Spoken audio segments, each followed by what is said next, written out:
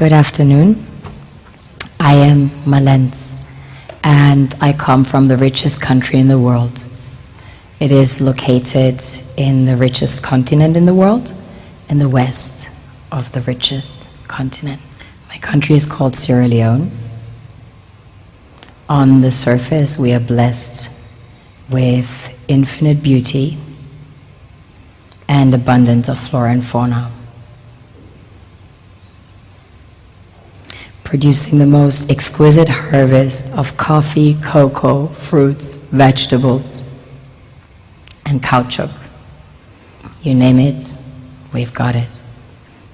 We also have diverse wildlife and vast marine resources,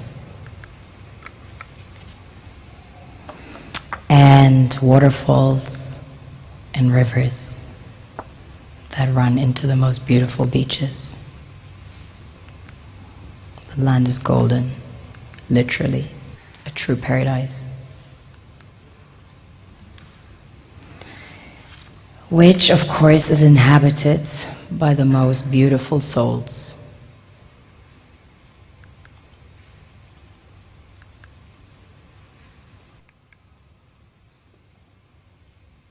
We have a very strong cultural heritage. In fact, Sierra Leone had the first sub-Saharan university. Prior to that, there was one in the kingdom of Timbuktu, which was the first university in the world, succeeding the great Gnostic schools of Egypt and Osiris. On a deeper level, we are blessed with the real treasures the kings and queens of this world desire.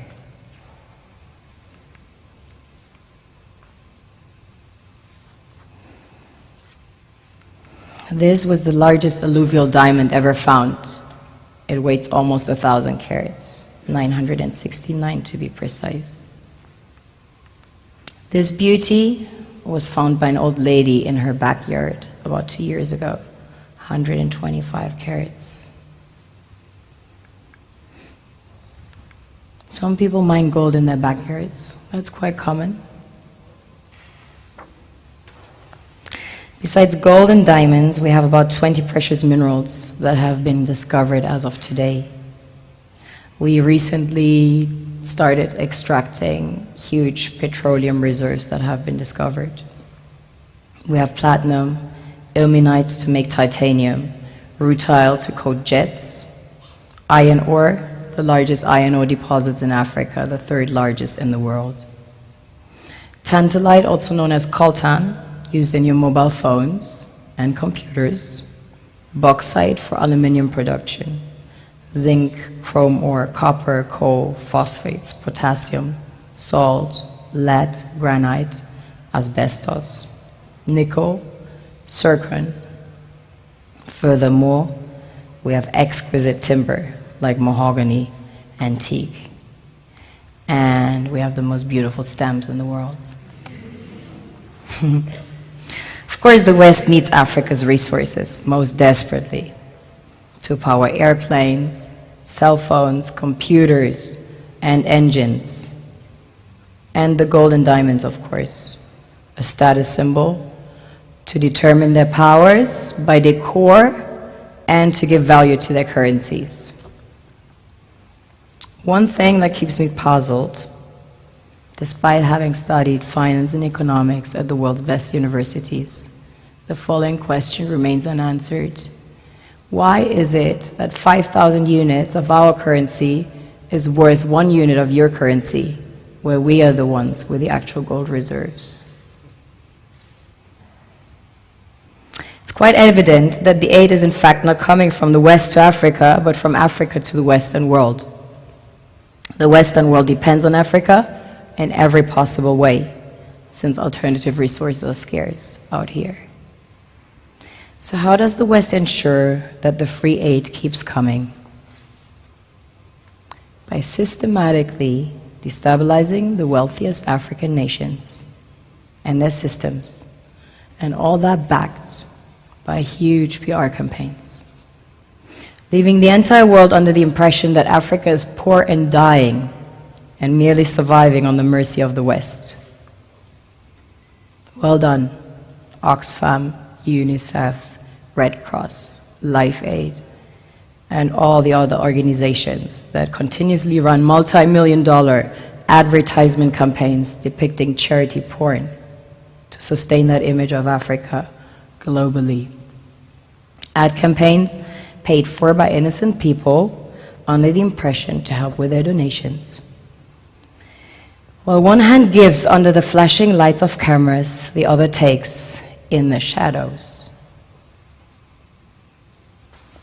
We all know the dollar is worthless, while the euro is merely charged with German intellect and technology, and maybe some Italian pasta. How can one expect donations from nations that have so little? It's super sweet of you to come with your colored paper in exchange for our gold and diamonds. But instead, you should come empty-handed, filled with integrity and honor. We want to share with you our wealth and invite you to share with us. The perception is that a healthy and striving Africa would not disperse its resources as freely and cheaply, which is logical.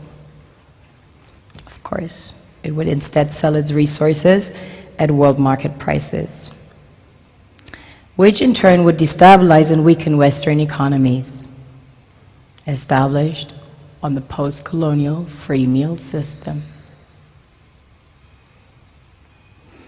Last year, the IMF reports that 6 out of 10 of the world's fastest growing economies are in Africa, measured by their GDP growth.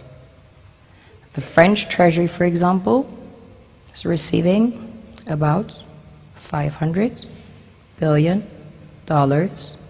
year in, year out, in foreign exchange reserves from African countries based on colonial debt they forced them to pay.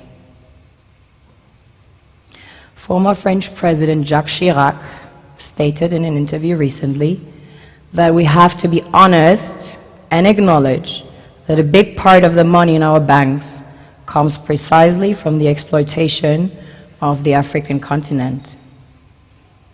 In 2008, he stated that without Africa, France will slide down in the rank of a third world power. This is what happens in the human world, the world we have created. Have you ever wondered how things work in nature? One would assume that in evolution the fittest survives.